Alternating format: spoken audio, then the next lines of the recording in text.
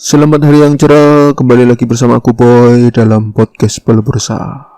Pertama-tama sebelumnya aku minta maaf kepada semua para sohib pendengar karena pada hari Sabtu kemarin aku sedikit lupa lebih tepatnya untuk mengupload podcast karena ya mungkin saja ini aku terkena efek hashtag di rumah aja. Jadinya aku sedikit lupa dengan menghitung hari. Menghitung hari, detik demi detik. Maaf suaraku fales. Jadi begini teman-teman. Ya, aku mau membahas kata teman. Itu apa? Teman lebih tepatnya. Karena beberapa waktu lalu aku mendengar kata-kata yang membuatku sendiri agak geli, yaitu ungkapan dari beberapa public figure atau artis yang mengatakan bahwa dulu aku gak punya temen, dulu aku ini introvert. Yang bener, sorry ya, aku gak yakin mereka itu gak punya temen. Kalau gak punya sahabat bisa jadi, tapi kalau gak punya temen, yang bener. Mari kita bedah sebenarnya apa sih yang dimaksud dengan nggak punya teman. Sebelumnya mari kita lihat apa itu arti dari teman. Di dalam Kamus Besar Bahasa Indonesia yang aku cari-cari, bahwasannya teman itu bisa berarti kawan, sahabat. Nah, ini kok agak aneh ya. Padahal KBBI loh. Aku nggak puas dengan penjelasan ini. Atau arti yang kedua adalah orang yang bersama-sama bekerja dalam kurung berbuat berjalan, atau lawan bercakap-cakap seperjalanan, atau yang menjadi pelengkap dalam kurung pasangan atau yang dipakai bersama-sama. Nah ini bagaimana maksudnya? Kalau kata teman itu digandengkan dengan kata hidup, jadinya teman hidup adalah seseorang yang dijadikan pasangan hidup, yaitu suami atau istri. Nah, kalau dari temannya nasi itu bisa lauk pauk atau sayur mayur. Sedangkan kalau itu teman sejawat, berarti itu kolega, teman dalam pekerjaan. Lalu apa beda teman dengan kawan? Nah, ini yang menarik. Di dalam KBBI, kawan itu adalah orang yang sudah lama dikenal dan sering berhubungan dalam hal tertentu, dalam bermain, belajar, bekerja, dan sebagainya. Tapi yang berbeda dari kata teman, kawan itu bisa diberi akhiran an menjadi kawanan. Karena kalau teman tidak ada kata temanan, itu bukan kata yang bagus tauku. Misal begini dalam pengucapan, seekor rusa dikejar oleh sekawanan serigala yang kejam, atau sekawanan pemburu mengejar seekor harimau. Tapi tidak enak didengar jika dengan kata-kata temanan harimau mengejar seekor rusa, atau temanan pemburu mengejar seekor kelinci. Dalam hal ini kata teman lebih general, sedangkan kawan lebih sedikit spesifik. Nah, sekarang aku tanya, bagi yang punya tetangga, ya tentu kebanyakan dari kita punya tetangga, apakah kita mengenal tetangga kita secara baik, ataukah hanya sekedar tahu nama? Karena ada kalanya dan sering kali juga kita itu tidak berteman dengan seseorang tapi hanya sekedar kenal. Misal ketika kamu punya tetangga yang selalu pergi keluar kota, tapi dia ramah denganmu, selalu sering menyapamu. Selamat pagi, selamat siang, selamat sore, permisi. Kalian saling tahu nama, tapi kalian tidak kenal dekat. tidak paham dengan perwatakan masing-masing.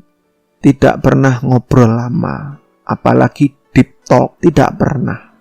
Apakah kondisi seperti ini disebut teman? Pertanyaannya kemudian, jika orang mengenal seseorang yang lainnya, tahu seluk-beluknya, tahu jadwal kegiatannya, apakah seseorang itu berarti berteman atau berkawan dengan seseorang yang lainnya itu? Misal begini maksudku, si A paham betul dengan jadwal kegiatan si B. Misal si A bisa bercerita bahwa si B ini ketika pagi jam 7 dia akan berangkat ke kantor. Siang dia akan pulang ke rumah sekitar 1 jaman, kemudian jam 1 siang dia akan kembali keluar rumah. Dan jam 7 malam kadangkala dia baru sampai rumah. Jam 9 si A melihat si B ini tertidur. Apakah si A pasti berteman dengan si B? Jawabannya belum tentu. Bagaimana jika si A ini adalah ternyata satpam rumah dari si B, yang dia tahu persis siapa yang keluar masuk di rumah si B? Atau bisa jadi si A adalah stalker. Bisa jadi si A adalah secret admirer, atau yang lebih dikenal dengan pengagum rahasia. Atau bisa saja si A ini sebenarnya adalah perampok pencuri yang menargetkan si B sebagai calon korbannya. Ada seorang jenderal agung dalam peperangan pernah mengatakan kepada putranya, "Nak, jika engkau ingin mengalahkan musuhmu, kenali musuhmu. Jangan pernah remehkan dia, bahkan hormati dia sebagai musuhmu." Nah, ini menunjukkan bahwa kenal bukan berarti teman, karena kenal belum tentu akrab. Mari kita bicara agak deep sedikit.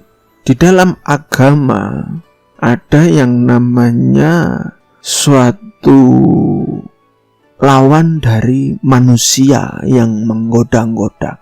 Ada yang menyebutnya dengan setan, iblis, atau jin. Nah, dalam hal ini bagaimana kita bisa melawan iblis, katakanlah seperti itu, jika kita tidak mengenalnya? Ya memang iblis, jin, atau setan itu, atau apapun lah itu namanya, tidak terlihat, gaib istilahnya. Tapi bagaimana kita bisa menang melawan itu semua jika kita tidak mengenal itu semua? Bagaimana karakter menggodanya, bagaimana tipu muslihatnya, apa saja yang disukai oleh iblis itu, apa yang tidak disukai oleh iblis itu, kan kita perlu untuk tahu. Nah, ketika kita tahu karakter dari iblis, apakah itu disebut bahwa Anda telah berteman dengan iblis? Coba pikirkan itu. Karena sejauh mana Anda mengenal sesuatu atau seseorang itu bisa menjadi ukuran bahwa sebenarnya Anda sedang berteman dengan seseorang atau tidak. Misal begini, dalam kondisi Anda memiliki teman sejawat atau disebut kolega, yaitu kawan dalam sepekerjaan, tentu Anda akan mengenal karakter kolega Anda ini hanya sebatas di ruang kantor, di bilik kerja. Urusan pribadinya bisa jadi Anda tidak begitu paham. Paling-paling Anda tahu wajah istri, wajah pacarnya, wajah anaknya dari screensaver HP-nya atau dari pajangan foto di meja kerjanya. Dan bisa jadi Anda tidak tahu hari ulang tahunnya, hari ulang tahun istrinya, pacarnya siapa, anaknya di mana. Anda tidak tahu. Yang Anda kenal dari kolega Anda adalah bagaimana kebiasaan dia bekerja di kantor. Kapan dia biasanya datang di kantor? Apakah awal ataukah selalu telat? Dan kapan dia pulang? Anda tahu kebiasaannya. Apakah dia termasuk karyawan atau kolega yang cerdas, malas, atau teliti? Anda yang tahu karena Anda sering melihat bagaimana dia bekerja. Tapi bagaimana balada kehidupannya, bagaimana romantika kehidupannya, Anda belum tentu mengenalnya. Kalau aku sendiri, aku memiliki banyak teman. Tapi ternyata yang aku rasakan jika aku memilah-milah itu teman yang seperti apa, akan banyak klasifikasinya. Yang jelas, kualitas pertemananku antara satu dengan yang lain memiliki perbedaan. Lalu kemudian pertanyaan yang sering dilontarkan pada kita semua adalah, apakah kita harus memilih-milih teman? Jawabannya ada dua. Bisa tidak, bisa iya. Jika memilih teman adalah karena alasan ekonomi atau status sosial, maka Anda termasuk orang yang serakah, rakus, haus kekuasaan. Dan apalagi orang yang Anda pilih sebagai teman itu adalah mereka-mereka yang terkenal saja, yang populer saja. Anda haus pujian. Karena aku punya teman dulu yang hobinya itu berkawan dengan orang-orang yang kece, yang populer, agar dia dianggap ganteng juga dan agar dia dianggap populer juga. Lalu apakah memilih teman itu sepenuhnya tidak milih-milih? Ya, harus ada filternya lah. Harus tahu kapasitas diri ini. Lebih baik kita itu memilih teman dengan cara yang bijaksana, selektif, dan jauh dari rasa ego diri. Maksudku begini, jika ada orang yang penuh dosa ingin bertobat, tentu dia ingin berteman dengan golongan-golongan orang-orang yang baik-baik. Nah, kalau orang yang sedang bertobat ini dijauhi hanya gara-gara dia adalah mantan kriminal, maka bagaimana caranya dia belajar menjadi baik? Tetapi jika Anda adalah seseorang yang sembrono dalam memasuki suatu golongan pergaulan, Anda bisa celaka konyol. Misal, Anda merasa bahwa nggak perlu pilih-pilih teman, lalu Anda masuk ke golongan para pemakai narkoba. Selang 1 minggu Anda menjadi orang yang sama sebagai pemakai narkoba. Ini namanya berani tapi konyol. Anda tidak sekuat itu mentalnya.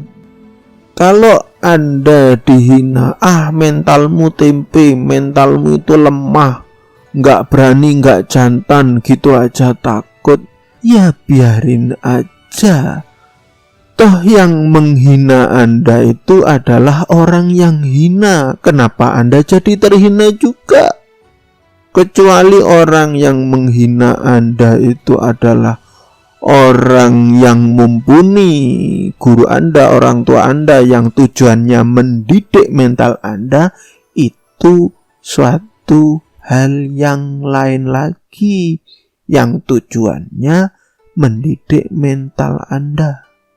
Ada sebuah nasihat kuno, jika Anda berkawan dengan orang penjual pupuk kandang, maka aroma tubuh Anda akan berbau tai kebo. Tapi jika Anda berteman dengan orang yang berjualan parfum, maka aroma tubuh Anda akan beraroma wangi semerbak. Silahkan Anda memilih teman, tapi dengan cara yang bijak, tanpa menghina dan menyakiti. Dan jika Anda dalam hubungan pertemanan, cobalah menjadi manusia yang baik, karena teman yang baik bukan hanya sekedar bisa memuji atau menyanjung teman yang lainnya, tapi sanggup menjadi penolong yang indah. Semoga bisa menjadi manfaat bagiku dan kita semua. Terima kasih, sampai jumpa lagi. Bye-bye.